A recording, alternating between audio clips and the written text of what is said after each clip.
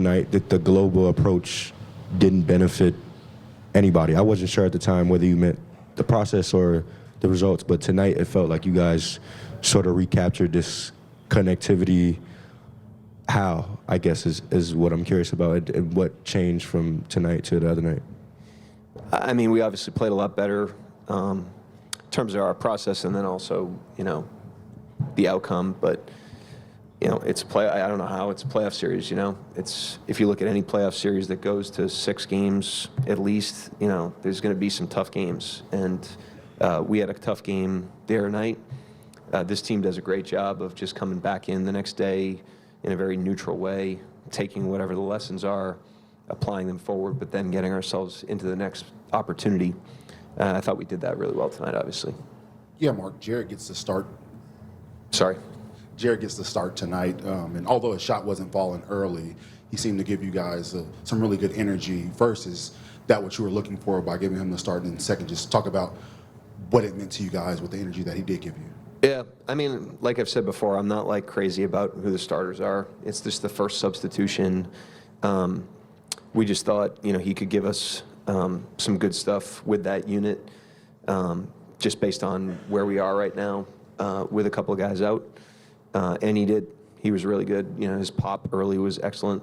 And he kept himself in the game, and had that flurry in the third and then the flurry again in the fourth. So great mental toughness. I never take it for granted when somebody steps into a role like that in a game like this, but certainly not surprised. He's got great moxie and confidence, and he showed that tonight. Mark, Shea just said on the broadcast he thought that might have been the worst start he's had. What made it so difficult for you guys to get them slowed down tonight, and they scored 120 again? I think it started with just containing the ball, really. Especially the guys that aren't SGA, that aren't natural on-ball creators, not allowing them to get straight line drives or cheap fouls. So yeah, I feel like we made ourselves over-rotate. How would you kind of explain the start or describe the start for you guys, especially that second quarter? I feel like we started the game off well. I think we created a lot of open shots. Probably could have had a big lead to start off. We just really couldn't make any open shots. Steph, Mitch was saying that he wants Vic to shoot more, be more aggressive. Can you guys get him involved? And did you see the need for more of that tonight? I think so. I think they send so many bodies towards him. It's hard at times. I think he just wants to make the right play and wants to win. So it's tough, but yeah, I mean, he's our best player. So yeah, we need him to be aggressive. I feel like that him being aggressive opens up shots for other guys. So. Steph, you guys have been down by 20 points before games past. When you find yourself in a position like that, how much for a team has to go perfectly right, to come back from a deficit like that? Did you guys feel like, you needed things to fall perfectly in place to come back tonight? I mean, nobody's gonna be perfect, but I mean, we've seen 20-point comebacks before. There's a lot of time on the clock, just playing it possession by possession. And just trying to make the right reads and take the right shots. But I think it all starts defensively. So I think you hone in on that and you give yourself a chance. This is the first time in these playoffs you guys are facing elimination in the next game. Sitting here today, what is the mentality? What is the focus going forward to that do-or-die game? Find a way back here for Game 7. I feel like we've been great when we're desperate all year. So I'm excited to see how we'll respond. You have the task usually of kind of going one-on-one with SGA defensively, and you guys help out a lot, but you usually initiate on the defense. Can you just talk about, through 5 games now in the series, just doing whatever you can to sort of slow down the 2-time MVP?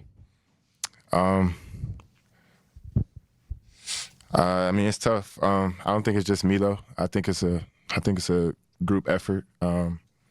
My teammates are always in the shifts, always talking to me. I get redded off the ball a lot for obvious reasons. So, having to play off the ball and be in the shifts for my teammates as well I feel like what's been helping us with him.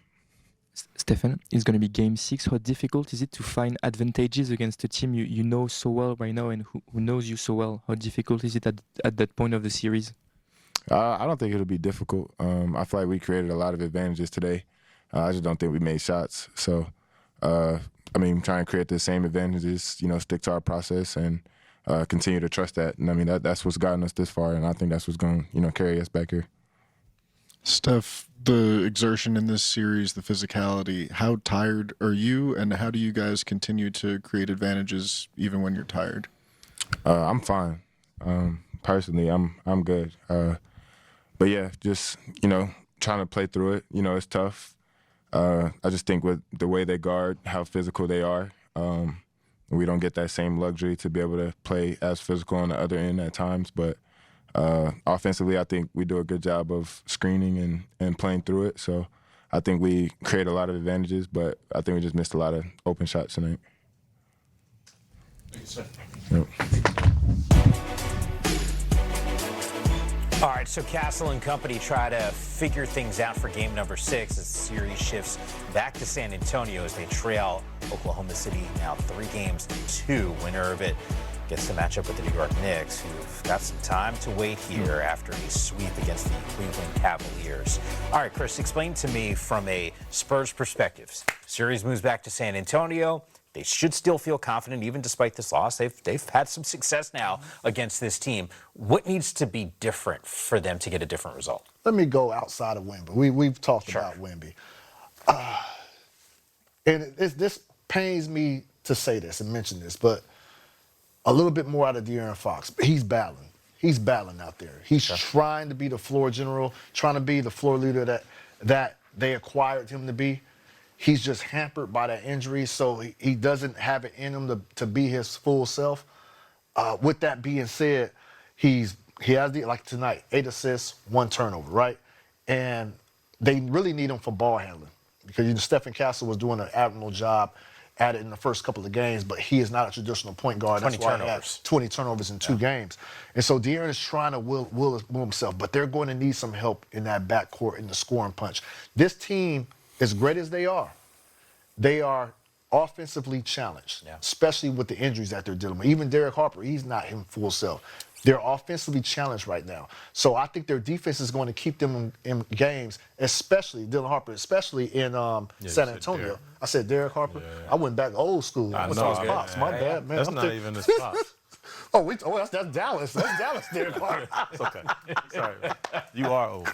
Hey, man, we had some barbecue. I'm tired. I'm old. But listen, I think at the end of the day, it's going to take for them to get some help in that backcourt on the offensive side to help Wemby. And then, Wemby has to do his job as well.